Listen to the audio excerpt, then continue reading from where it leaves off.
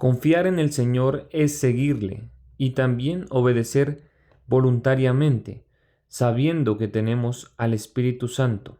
Las personas no son la solución a nuestra pecaminosidad. Es Dios la verdadera cura para nuestra inclinación a la idolatría antropológica. Es Dios el que merece toda la adoración. Así, Él nos hará como un árbol plantado que da fruto y sus hojas no se secan. Amén.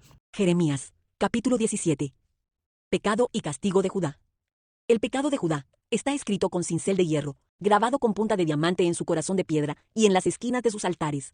Incluso sus hijos van a rendir culto en los altares paganos y en los postes dedicados a la diosa Acera, debajo de todo árbol frondoso y sobre cada colina alta. Así que entregaré mi monte santo, junto con todas sus riquezas, tesoros y santuarios paganos, como botín a sus enemigos, porque el pecado corre desenfrenado en su tierra. La herencia maravillosa que he reservado para ustedes se les escapará de las manos. Les diré a sus enemigos que los lleven cautivos a una tierra extranjera, pues mi enojo arde como un fuego que quemará para siempre.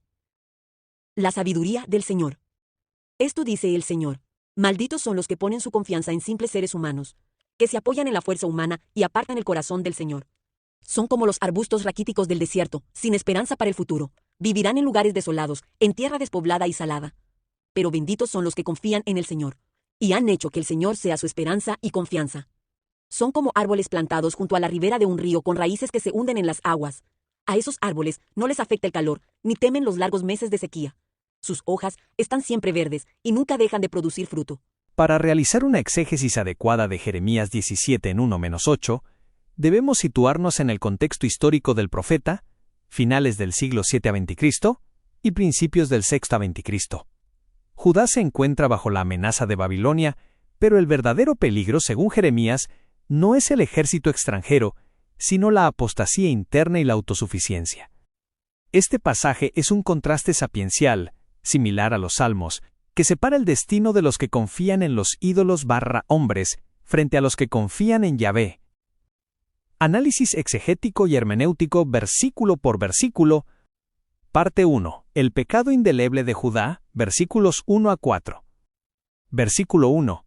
El pecado de Judá escrito está con cincel de hierro y con punta de diamante. Esculpido está en la tabla de su corazón y en los cuernos de sus altares. Exégesis.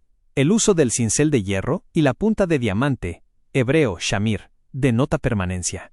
No es un pecado superficial. Ha penetrado la tabla del corazón, el centro de la voluntad. Los cuernos de los altares eran donde se rociaba la sangre para la expiación. Que el pecado esté allí significa que incluso sus actos de culto están contaminados. Hermenéutica. El pecado no es solo un error externo, sino una marca ontológica. Cuando la conciencia se cauteriza, el mal se vuelve parte de la identidad del individuo. Versículo 2. Mientras sus hijos se acuerdan de sus altares y de sus imágenes de acera junto a los árboles frondosos y en los collados altos. Exégesis. La mención de Acera, diosa de la fertilidad, y los árboles frondosos alude al culto cananeo.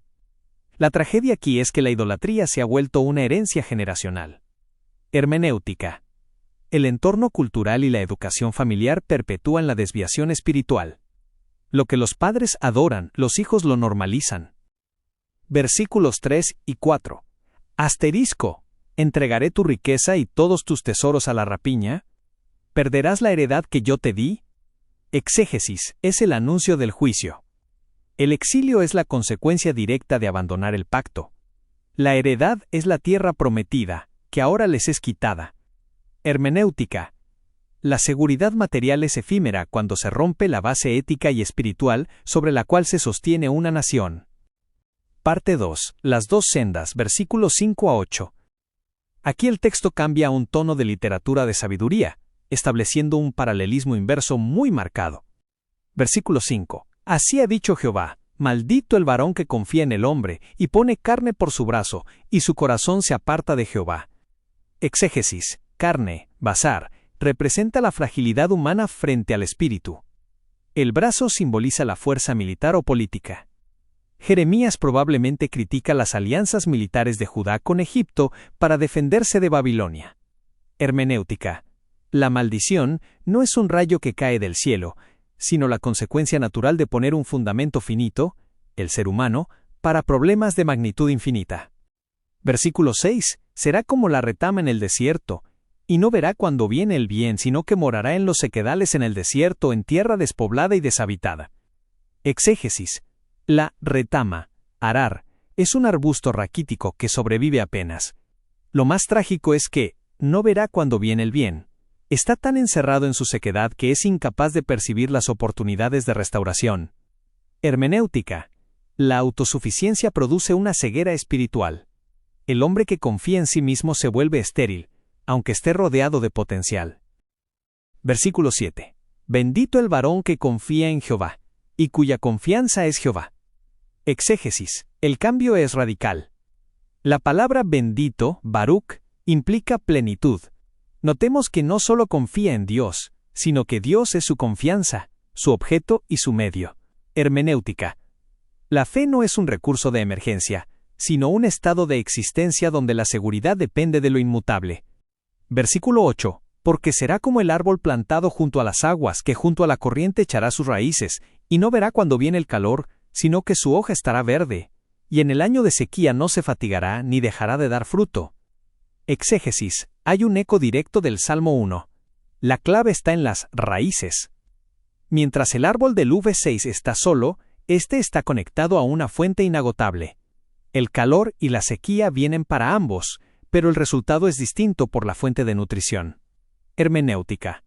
La vida espiritual no garantiza la ausencia de crisis, el calor, sino la resiliencia durante ellas. La vitalidad de una persona no se mide en tiempos de abundancia, sino en su capacidad de dar fruto cuando el entorno es hostil. Resumen teológico. La exégesis de estos versículos nos revela que el corazón humano tiene una tendencia a la esclerosis espiritual finto 1.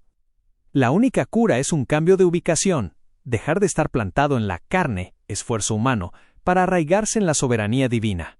Realizar una exégesis y hermenéutica desde la perspectiva reformada sobre Jeremías 17 en 1-8 requiere un enfoque en la soberanía de Dios, la depravación total del hombre y la necesidad de la gracia como sustento de la vida. Contexto teológico reformado. Para el pensamiento reformado, este pasaje no es solo una advertencia ética, sino una exposición de la antropología bíblica. El contraste entre la incapacidad humana, el corazón de piedra, y la providencia divina, el árbol plantado junto a las aguas. Y el pecado y la cautividad del corazón. Feunque. 1-4. Versículo 1. El pecado de Judá escrito está con cincel de hierro y con punta de diamante. Esculpido está en la tabla de su corazón. Exégesis. El uso del diamante, shamir, y el hierro subraya la permanencia. En el hebreo corazón, el lev, es el centro de la voluntad y el intelecto. Perspectiva reformada. Aquí vemos la doctrina de la depravación total. El pecado no es un accidente externo, sino que está esculpido en la naturaleza humana. No se puede borrar con esfuerzo humano, requiere una regeneración, un trasplante de corazón, como diría Ezequiel. Hermenéutica. El pecado afecta nuestras facultades de tal modo que incluso nuestro culto, los cuernos de los altares, está viciado. Versículo 2. Mientras sus hijos se acuerdan de sus altares. Exégesis. La idolatría se ha vuelto instintiva, transmitida de padres a hijos bajo el árbol frondoso, cultos de fertilidad. Perspectiva reformada. El pecado tiene una dimensión federal y corporativa. La corrupción se hereda y se cultiva en el entorno social y familiar. Versículos 3 y 4. ¿Perderás la heredad que yo te di? Exégesis. El juicio es la pérdida de la heredad, la tierra. Hermenéutica. Bajo el pacto, la desobediencia trae la ruptura de la comunión con los dones de Dios. La justicia de Dios exige que el pecado tenga consecuencias históricas y espaciales. 2. La maldición de la autoconfianza, VP. 5-6. Versículo 5. Así ha dicho Jehová, maldito el varón que confía en el hombre. Exégesis. Maldito, Arur, es el término del pacto para quien invoca el juicio divino sobre sí mismo al romper la relación con Dios. Confiar en la carne, basar, es confiar en lo que es mortal y finito. Perspectiva reformada. Este es el diagnóstico del humanismo secular y religioso. La Reforma enfatiza solideo gloria. Poner la confianza en el hombre o en los méritos propios es una forma de idolatría que despoja a Dios de su lugar. Hermenéutica. Quien busca seguridad en las alianzas políticas, la riqueza o su propia moralidad, está bajo una sentencia de esterilidad espiritual. Versículo 6. Asterisco. ¿Será como la retama en el desierto? Morará en los sequedales. Exégesis. La retama es un arbusto solitario. Su tragedia no es solo la sed, sino que no verá cuando viene el bien. Hermenéutica. El juicio del impío es la insensibilidad espiritual. Dios envía su gracia común, lluvia / bien, pero el que confía en sí mismo es incapaz de percibirla o disfrutarla porque su raíz está en el sequedal de su propio ego. 3. La bendición de la confianza soberana, Fefeike. 7-8. Versículo 7. Bendito el varón que confía en Jehová y cuya confianza es Jehová. Exégesis. Note la redundancia. Confía en Jehová y su confianza es Jehová. El Señor es el objeto y el fundamento. Perspectiva reformada. Esto apunta a la sola fide. La bendición, Ebaruk, no es un premio por la fe, sino el estado de quien ha sido unido a Dios. La fe misma es un don que nos posiciona correctamente ante el Creador. Versículo 8. Asterisco. Porque será como el árbol plantado junto a las aguas. En el año de sequía no se fatigará. Exégesis. El árbol no sobrevive por su propia fuerza, sino por su ubicación junto a las aguas. Sus raíces se extienden hacia la fuente de vida. Perspectiva reformada, gracia irresistible y perseverancia.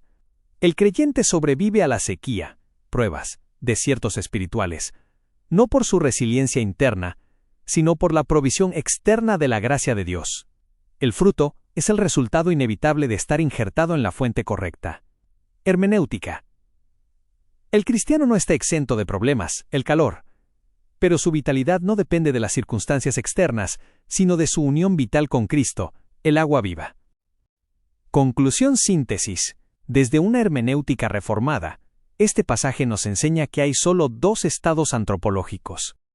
1. El hombre bajo la ley y el pecado, esculpido en maldad, confiado en su carne y destinado a la aridez. 2. El hombre bajo la gracia, trasplantado por Dios junto a las aguas, cuya seguridad descansa enteramente en la fidelidad de Yahvé.